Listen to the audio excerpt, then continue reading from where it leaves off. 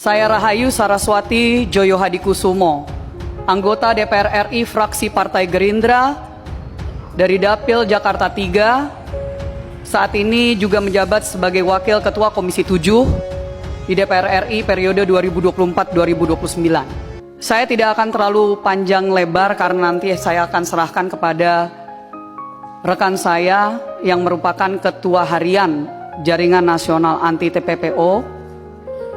Di tahun 2018 waktu saya menginisiatif untuk mendirikan Jaringan Nasional Anti TPPO, saya bertemu dengan tokoh-tokoh luar biasa seperti Romo Pascal.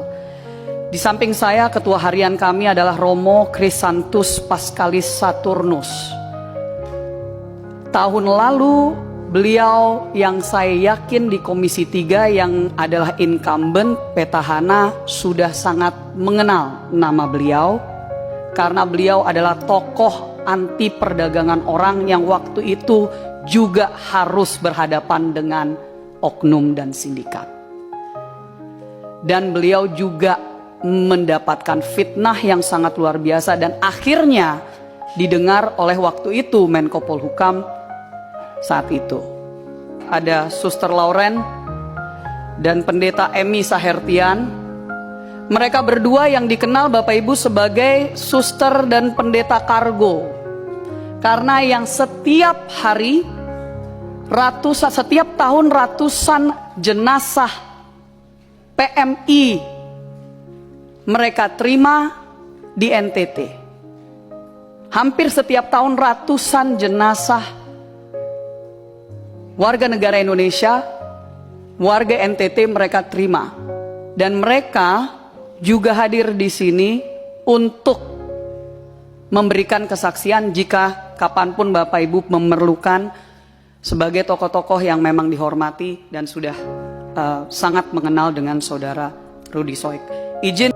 Nama Romo Pascal atau Pastor Chrysanthus Pascalis Saturnus kini sedang gencar jadi obrolan publik. Setelah namanya disebut dan menjadi panutan pembela kemanusiaan bagi keponakan Presiden Prabowo Subianto. Ia adalah anggota DPR Rahayu Saraswati. Keponakan Prabowo ini mendapat sorotan publik setelah tampil membela Ibda Rudy Soik bersama Romo atau rohaniawan Katolik yang juga merupakan panutannya dalam membela kemanusiaan, anggota Polda Nusa Tenggara Timur yang dipecat karena dugaan pengungkapan mafia BBM. Politikus Partai Gerindra itu akan melaporkan kasus tersebut kepada Presiden Prabowo Subianto yang tak lain adalah pamannya sendiri. Sarah bernama lengkap Rahayu Saraswati Dirakanya Djoyo Hadikusumo. Selain politikus, dia juga dikenal sebagai aktivis sosial karena konsistensinya dalam memperjuangkan hak-hak perempuan dan pemberantasan perdagangan manusia bersama Romo Pascal. Perempuan kelahiran tanggal 27 Januari tahun 1986 yang merupakan lulusan sekolah Katolik Tarakanita ini juga bukan berasal dari keluarga sembarangan.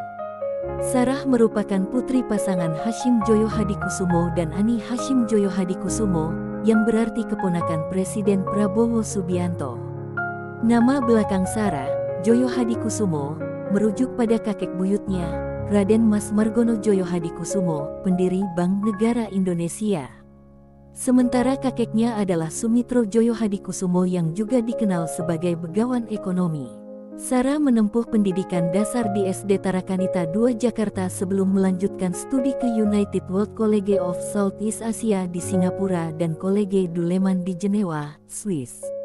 Ia lulus pada 2003 dan kemudian memperoleh gelar diploma dari The International School of Screen Acting di London pada 2007. Setelah itu, Sarah diterima di Universitas Virginia, Amerika Serikat, melalui jalur Early Decision, dengan fokus pada jurusan Classics and Drama. Rahayu Saraswati memulai kariernya sebagai pembawa acara di The Indonesia Channel dalam program Hot Indonesia pada tahun 2014 sampai tahun 2015. Hal yang membuat Rahayu Saraswati mengidolakan Romo Pascal karena ada beberapa hal yang dilakukan Romo Pascal dalam membela kemanusiaan. Berikut kasus yang pernah menjerat Romo Pascal. Romo Pascal, aktivis HAM Batam, Kepulauan Riau ini dilaporkan oleh Oknum Badan Intelijen Negara atas dugaan penyebaran berita bohong atau pencemaran nama baik. Romo Pascal atau Chrysanthus Pascalis Saturnus memang dikenal aktif membela hak asasi manusia di tengah banyaknya perdagangan manusia. Perjuangan Romo Pascal dalam membela hak asasi manusia tidaklah mulus. Pastor Batam ini kerap mendapat ancaman. Pastor aktivis pembela HAM ini bersama dengan timnya mempunyai rumah aman untuk para korban kejahatan HAM yang menyediakan akses kesehatan. Atas perjuangannya, Romo Pascal pun telah menerima berbagai penghargaan, salah satunya penghargaan bernama Hasan Wirajuda Pelindungan WNI Award pada tahun 2021. Romo Pascal memiliki moto tahbisan, jiwaku memuliakan Tuhan, dan hatiku bergembira sebab Allah memperhatikan daku hambanya yang hina ini, dalam Injil Lukas 1 ayat 46-48. Ia menjalani tahbisan pastor sejak tanggal 28 Mei tahun 2010.